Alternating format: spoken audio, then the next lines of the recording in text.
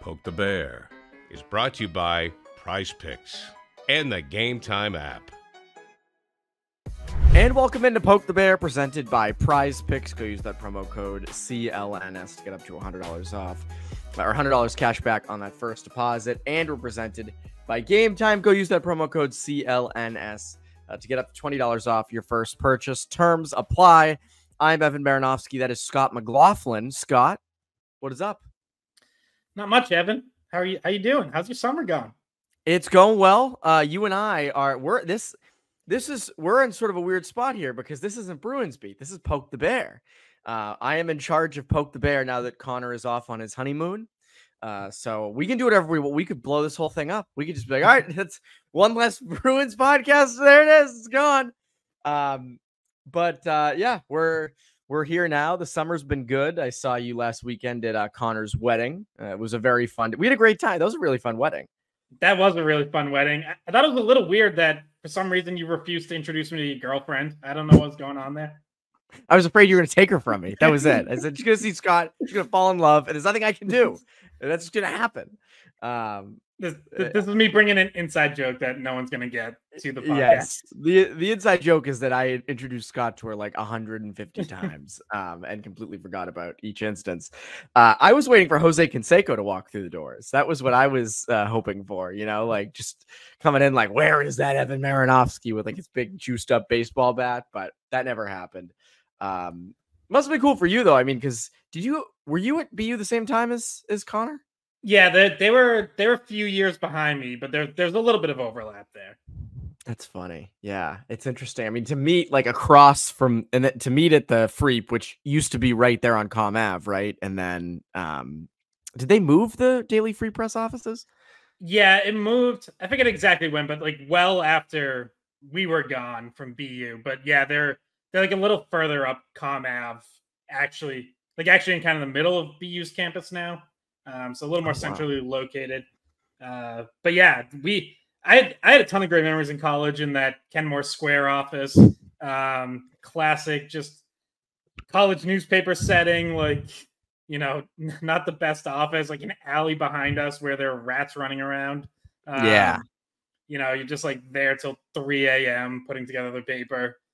But yeah, it was great. It was a free wedding. Conor and Sarah met there. So yeah. That's awesome. Well, for people who don't know this, like a lot of college newspaper offices are not these like very nice, beautiful. Although the UMass, the Massachusetts Daily Collegian, got like a whole new office, I think the year after I left. And it was big and it's beautiful. It's upstairs in the campus center. It's really nice. Whereas when I was there and when everybody else at UMass was there, it was this stuffy little office in the basement.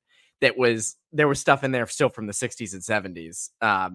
And you'd be in there late grinding it out. I mean, thankfully there was food right above, but that's a college newspaper for you. It's not as glamorous as people may think. So it's not surprising to hear that was the deal at the Freep. Yeah, I was like impossible to find, like if you didn't know where it was. And I haven't been to the new Daily Free Press office. I don't know what it looks like inside, but they actually have like a nice sign outside. And it's like, oh, look at that. You can actually tell like that's where the Daily Free Press is. Instead of like it used to be, it was like you have to like look at the door and be like, is this where number whatever it was is? And it's like, oh yeah, there's like a tiny little it was like an apartment building where it's like, you look for like your friend's name there or whatever. Like you could never find it. Yeah, that's about all it was. And it should stay that way. I think there's a beauty in it just being hard to find and old and gross. But yeah, no, it's been a good summer so far. That was very fun. Anything big for you this summer? Any big things you're doing? Not really. Mostly just trying to relax, get some vacation time in. Heading down the Cape this weekend. I was up in New Hampshire earlier in the week, driving my grandfather back up there. He's finally back up from Florida. So I'll probably go up there again this summer, but that's kind of about it. Yeah, that's awesome. Nothing beats the Cape. Yeah, I have nothing like huge this summer. This is one of those summers where I'm like, oh yeah, I'm going on a tour of Europe for 3 weeks. Like I have nothing. I got nothing big going on. But Bruins it was a big off season, and we're still waiting on some stuff. You and I have not had a podcast together, so we're going to kind of catch up on all the things that have happened over the last month or so. We'll start here, though, with the one thing that hasn't happened yet, and that's Jeremy Swayman's contract. When do you think this will happen, and what do you see it coming in around? So I'll answer the second part first. I think it's going to come in around 8. Like that. I mean, that's the obvious answer, the most common answer, but it kind of just makes too much sense. Like when you look at comparables, whether it's, Sorokin or Saros or, Hellebuck to me is on a little bit of a different level just because he's proven so much more than Swayman has yet. But like it all kind of averages out to around 8. So it's, it's like give or take a few, maybe the length should be 8 years. I imagine that's what both of them want. So give or take a little bit, depending on maybe what the no trade clause looks like and when that kicks in and like all that kind of extra stuff. But 8 seems like the safe bet. When it gets done is really interesting because there's now you have 8. Like, you mean 8 by 8?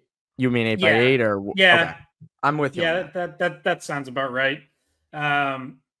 When it gets done I think really interesting now because it's like it could happen at any time if one of the sides just kind of makes that last movement. We thought it was going to happen during Conor's wedding. We thought it was like a given for Conor's wedding. Yeah, we were joking like Don Sweeney was going to look and be like, "Oh, 4 Bruins reporters are out at a wedding. Let's drop that now. Like, let's get them." Boom.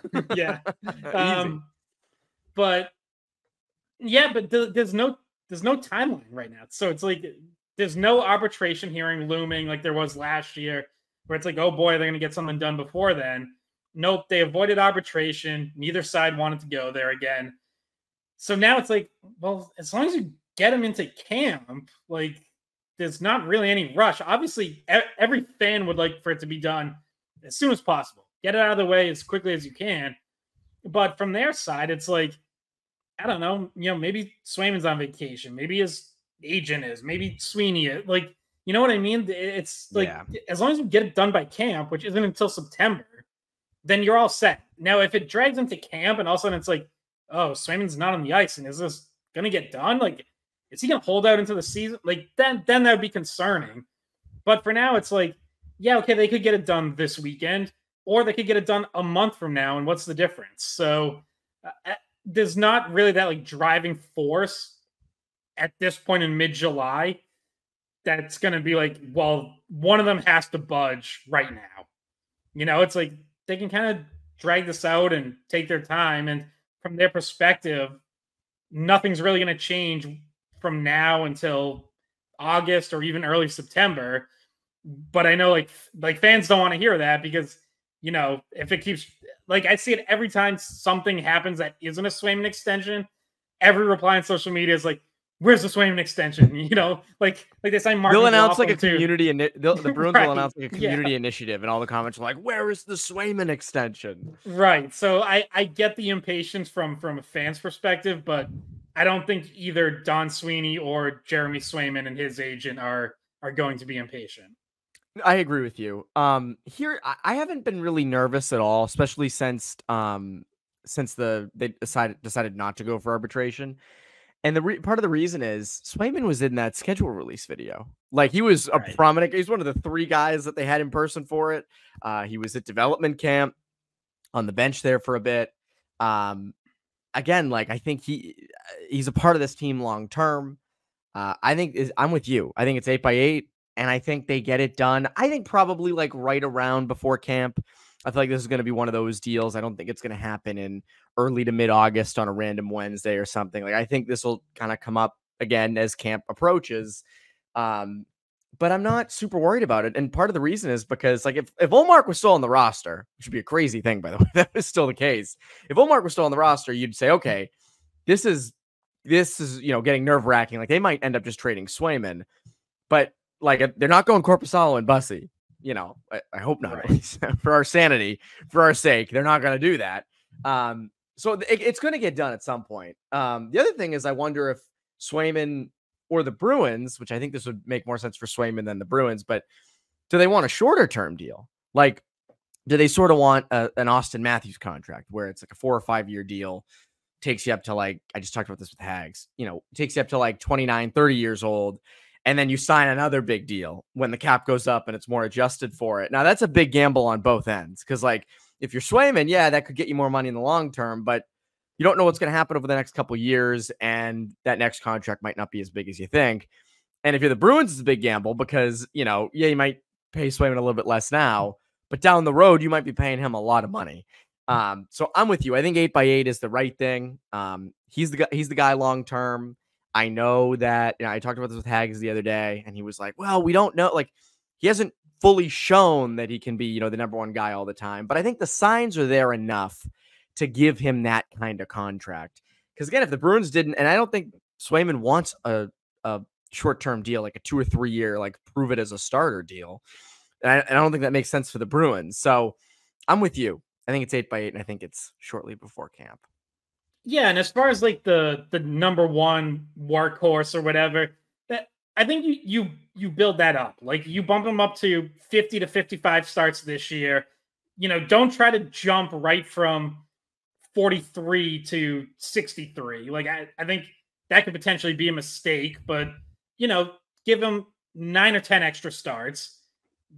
And yeah, that's going to mean 30, you know, whatever, 28, 30 starts for Korpisalo, which maybe isn't ideal, but remember with Korpisalo too, like he did have a good season 2 years ago. And I think part of that bad season last year in Ottawa is that it was by far his biggest workload of his career. Like he got paid like a number one and thrown into a workhorse role. And I don't think that helped. I think it was just a combination of a lot of bad things for Korpisalo in Ottawa. And part of it was absolutely his own play. Like it's on him more than anything. But struggling for a couple of games and then keep getting thrown out there for 2, 3, 4 more games in a row without like any chance to reset, I don't think that helps. So if you're asking him to play 1 out of every 3 games, I think that's going to be a lot better for him. And, you know, I think like that in my mind works. If it's like, say Swayman gets 53 starts and Korpisalo gets 29, or maybe Busty comes up for a couple somewhere along the way, like that makes sense. And then if that goes well and Swayman still looks fresh in the playoffs, okay, then maybe next year you bump up to 60. So, you know, he doesn't have to go to 60 plus right away. I agree with you. But so this up front, you know, this team, and we'll get into kind of big picture stuff with this team, but there aren't a lot of question marks in the lineup. They, you know, in terms of, you know, the fourth line you can mix and match, and that'll happen throughout the season. But my big question up front is that second line right wing spot. And it feels like they've sort of, you know, pulled out the red carpet, so to speak, for Fabian Lysell to take that spot, for him to, you know, earn it. We know they're not going to give it to him. We know they love internal competition. Do you see Fabian Lysell aptly taking that second line right wing spot, or do you feel like it's going to be Morgan Geekie or one of these other options? Yeah, I lean a little, I guess, slightly to the pessimistic side on Lysell. Not that I'm like out on him as a prospect or anything like that. I'm not one of those people who thinks he's a bust. Like, no, I still think he has a chance to be an NHL player. You have a Fabian Lysell dartboard in your basement. I know it. You're throwing, you know, humming them at the board. I think it's going to be a big ask to ask him to play on a second line this season, or certainly to start this season. You know, I think what might be more likely is maybe if Frederick or Geekie does win that spot on the second line and starts there, and maybe Lysell starts on a third line role, right? Like maybe it's a line with Patra, or maybe those two split up because you don't want to, you know, have the two kids together, or however it ends up looking. I think I would prefer to have Lysell come in a little bit more of a limited, sheltered role, some more favorable matchups, kind of like Patra got last year. And Patra did get bumped up to the top 6 a couple times here and there. Like, I think that's a better plan than just being like, okay, well, second line right wing's open. We're going to throw Fabian Lysell in there in training camp and some preseason games, and either he's ready for it or he goes back to Providence. Like, no, I want there to be a lot of gray room in between where it's like, okay, maybe Fabian Lysell can break through playing 12 minutes a game. And, he doesn't have to immediately come in to 15 or 16 in a second line role. I just think that's more realistic. Now, it would be awesome if he exceeds my expectations for him. And, he comes into camp and he looks great and he gets a preseason game or two with Marchand and Coyle and they play well. And all of a sudden you start to think, okay, maybe this is going to work. Maybe they do give him a shot there. But as I sit here right now, I think it's probably a lot to ask of him. It's a big ask. On the other end, though, I think that's Lysell's ceiling, right? Or that's what his projection is, a top 6 forward in the NHL. Obviously, he has not, come close to that. But I think putting him in like a third or fourth line role, I don't think you're seeing what he could be. Now, you got to work your way up the lineup. I agree. But like the fourth line is going to be this fast, bruising, hard forecheck kind of line. He's not fitting on that. Right. Maybe he fits on the third line more, and maybe that's where they kind of have it as sort of a soft launch, so to speak. But I am intrigued what he gives you on the second line. Now, do I think he's going to suck? No, I don't think he's going to be terrible on the second line. Do I think he's going to be like 25 goals? No, I think to me, like going into the season, I look at him if he takes that second line spot, which again, I kind of want to see him in. I want to see what you got there. I think he's somewhere in the middle. I still think when the trade deadline comes around, we're all sitting here being like, all right, Bruins got to go out and get a top 6 winger. Like, I think that's still going to be the case. But I think he will give you enough to be there during the regular season if he's put in that spot. Now the question is, will he be put in that spot? We say this about coaches all the time. They want to win and they want guys they can trust who are reliable. And the reality is a guy like a Morgan Geekie or a Trent Frederick up in that spot, historically, there's more to go off of, is more reliable than a Fabian Lysell in that spot. And it's a safer bet and all those things. But for Lysell's own development, I mean, right now he has pretty much no trade value. Like, people always mention like these mock trades, like for Draisaitl and stuff. Like, I'll be at men's league and people will be like, what do you think the Bruins have to give up for Draisaitl? And I'm like, oh geez, here we go. But a lot of people mention Lysell and it's like, I don't think there's a lot of value there. So I think playing him up, if he earns it, again, if he stinks in camp and isn't good in the preseason, then this is off the table. But if he's good in those spots, I'm curious to see what you got out of him. I'm curious to see. And at the very least, you'll either know that you don't have anything there. The mid-range is he builds up his trade value. And the high range is, we might actually have something here. But again, it comes down to whether or not Montgomery is willing to actually do that, which I still think is a big question mark. Right, exactly. Because, look, I think it's going to be harder this season for the Bruins. I think the Bruins are going to be better built for the playoffs with the moves that they made this offseason. I think it's going to be harder for them to bank points and run away from the playoff bubble. And, we know by December that they're a playoff team. They might do that. But a big reason they were able to do that is because they had 2 of the best goalies in the NHL. So every single night they had one of the best goalies in the NHL in net. And they stole a lot of points that way. You're not going to have that this year. So you're probably going to drop some points that last year you would have gotten.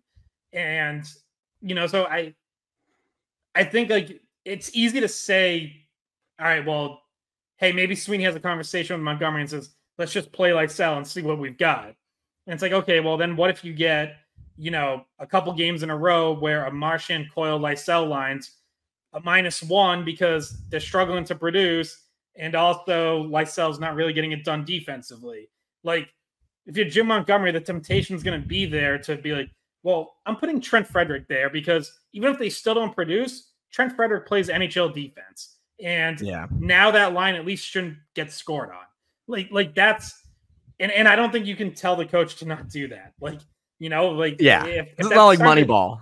Right, like if that's starting to cost you points, Jim Montgomery's going – hey, by the way, like he's reportedly in the last year of his contract, right? So he's going like, I'm not dropping points. Like I'm not falling onto the playoff bubble. No, like I'm trying to win today, win tomorrow, bank points, keep my job, and make sure we're in the playoffs. That last year of the contract thing is interesting because he is in the last year of his deal, and we have not heard of an extension. And it's July 19th that we're recording this prior to a season, and we all lame duck coaches is a real topic. And we talked about this after the playoffs ended of he was close to getting the axe after, potentially blowing that series to Toronto. But now I think, I wonder what the goalposts are for him this year. Does he get an extension next week? Does it happen midway through the year? Or do they need to see more of a push in the playoffs, things like that? But that's I want to save that topic. I don't want to do too much. It's mid-July, let's save some things for down the road. I want to talk big picture, Stanley Cup contention, what we think this team can be. But quick word from our friends over at Game Time. It's the summer, which means nothing beats a ball game. The crack of the bat, the roar of the crowd, and the nice weather. It's both relaxing and exciting. The perfect combination. Life is good. Have those experiences with Game Time. Game Time is an authorized ticket marketplace of Major League Baseball, which makes getting tickets faster and easier. Prices on the Game Time app actually go down the closer it gets to the first pitch. With killer last-minute deals, all-in prices, views from your seat, and their lowest price guarantee, Game Time takes the guesswork out of buying MLB tickets. The Red Sox are actually good, which makes it even more fun to be at Fenway this summer, but maybe you're planning a trip around going to an opposing ballpark, which is actually one of my bucket list items, hitting every MLB ballpark in the country. Thankfully, I have Game Time to help that happen. Some of the things I love about Game Time are last-minute deals. Save up to 60% off buying last minute for sports, concerts, comedy, theater. There's flash deals, save even more, with exclusive in-app deals on select seats ahead of the game or event. And I like the zone deals. Save even more when you choose a section and let Game Time choose the seats. So take the guesswork out of buying MLB tickets with Game Time. Download the Game Time app, create an account, and use code CLNS for $20 off your first purchase. Terms apply. Again, create an account and redeem code CLNS for $20 off. Download Game Time today. Last minute tickets, lowest price, guaranteed.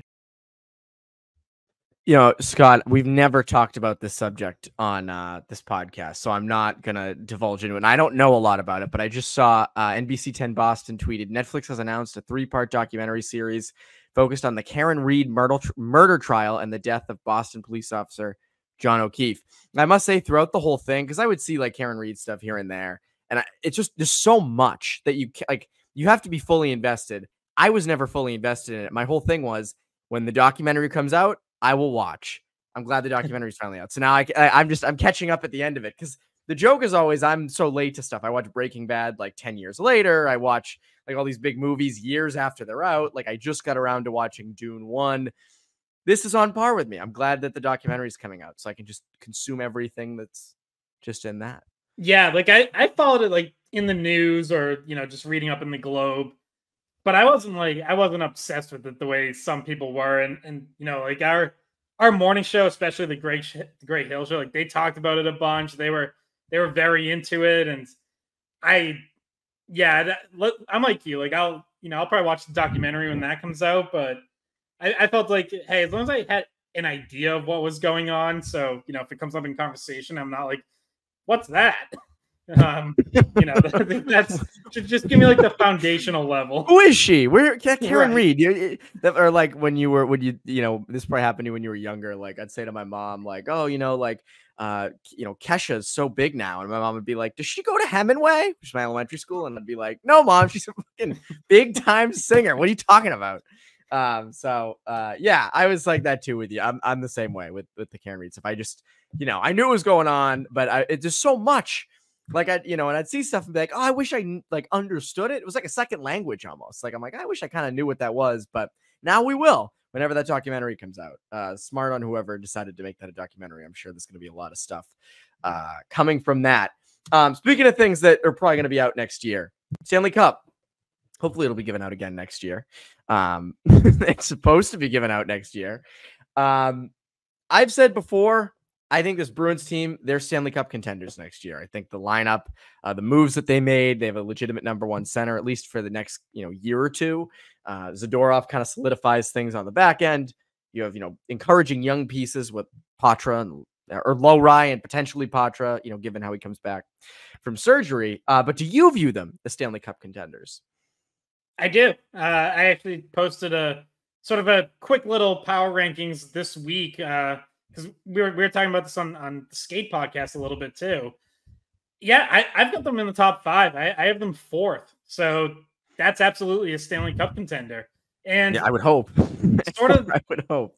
And sort of like the impetus for that is, for why we started discussing it is like, I feel like they're being slept on. So like ESPN power rankings have them 7th, which like I think that's reasonable. That's not crazy. Betting odds, they are like outside the top 10. They're like 11th in Stanley Cup odds. That's honestly, it's a sneaky pick. Like if you like, that's a good one. And I saw like, and this is his analytics, and we love Jay Fresh, so it's not like a slight at that. But he's got him 3rd. He's got them 3rd in the Atlantic, which like I've got him 1st, and that's not based off any analytics. That's not based off that's my own algorithm up here. But that's like I think they're 1st. I don't think they're a 3rd place team in the Atlantic. Yeah, I would still put them 2nd behind Florida, and that's kind of the problem in all of this is, I have them 4th, and I think they're a cup contender. One of the teams I still think ahead of them is the Panthers, and like they're still sort of the big bad until you prove you can get past them. Now I think the gap closed. I think the Panthers got they got a little weaker, losing Montour and Ekman-Larsson on the back end, losing 2/3 of their bottom 6. They lost their entire 4th line and Tarasenko. But they did the best thing they could do, which was lock up Sam Reinhart. So like that almost on its own makes the offseason a win for them, so that they should still feel pretty good.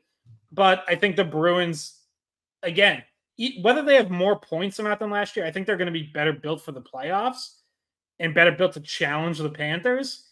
So I think you close the gap, but like a lot of seasons, it might come down to who has the better trade deadline, right? Like, what do the Bruins do? What do the Panthers do? And who comes out of that in better shape? Who found a guy who's a better fit for what they need? I remember like that's how it felt for kind of several years between the Bruins and Lightning. Like if you go back to sort of 1920, 21, kind of around then, it was like every year it felt like whoever had the better deadline was going to be better in the playoffs. And, and like in 2020, obviously that season all got thrown off by COVID. But then you got into the bubble and you got into that series against Tampa, and their deadline additions, I think that year is like Blake Coleman and Barclay Goodrow, were better fits than yours, which were Nick Ritchie and Andre Kasha.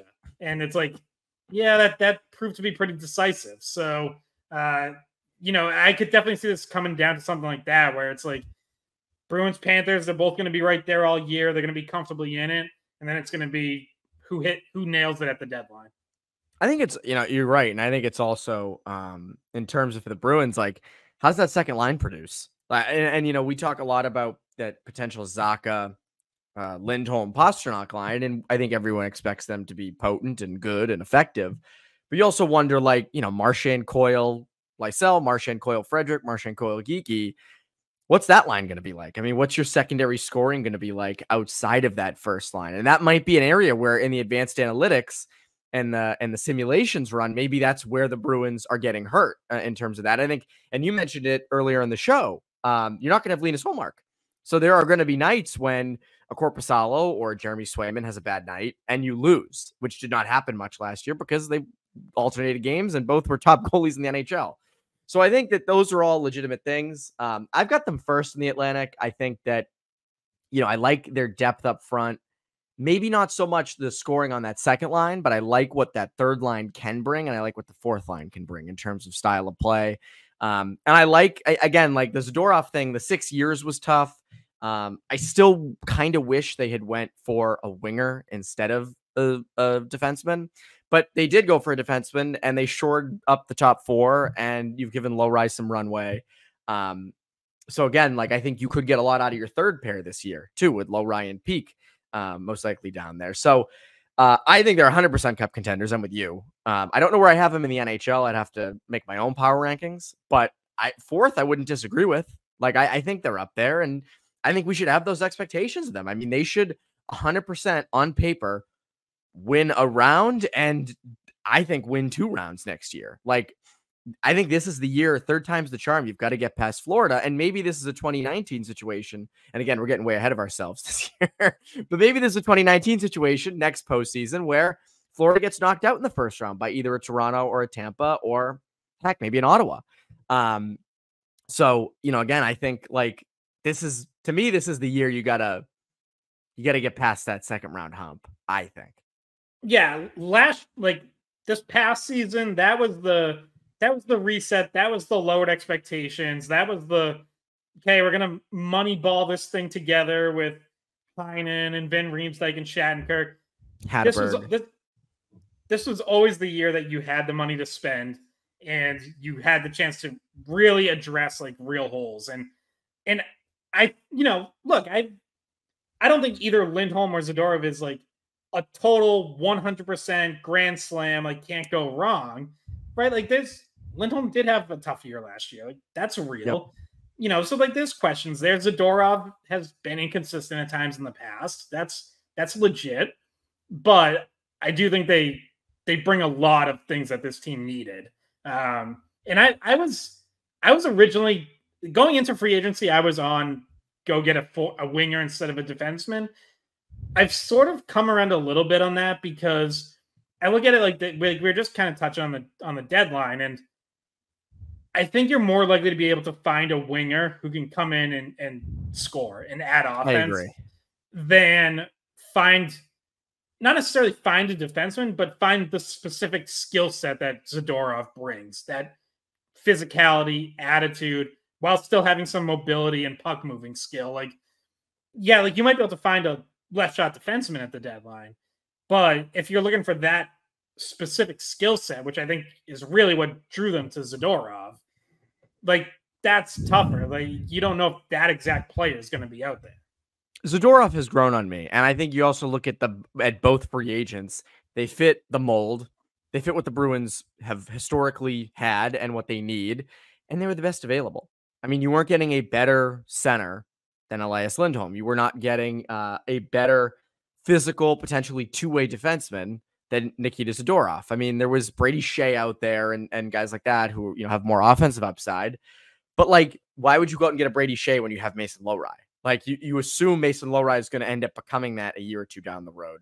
Zadorov's a different animal. Zadorov is a tough dude. And that's I think that's a guy that you need, especially like if they're going to take down the Panthers, that's a guy you need. So I agree with you. The Zadorov thing has grown on me. I still think they're going to be in the market for a winger at the deadline. Like, I think that's going to be priority number one. Won't shock me if that happens. Now, if goaltending or something else is a priority at the deadline, then things have went wrong. But I'm good with, I think that's what's going to end up happening is them needing a winger at the deadline. I think we've touched on everything, Scott. It's mid-July, so, there's not a lot of new things to talk about, but you and I have not talked about a lot of these things in a little while, so it's nice to catch up. Right. You want to spend 10 minutes on the Mark McGloughlin contract? Rick to represent? Like what? I did a podcast with Hags on Wednesday, and he immediately was like, "All right, so like they signed Mark McGloughlin," and I'm like, "Oh my god! All right, like we'll talk Mark McGloughlin. How long you want to do this?" Get a kick out of that stuff. It is what it is.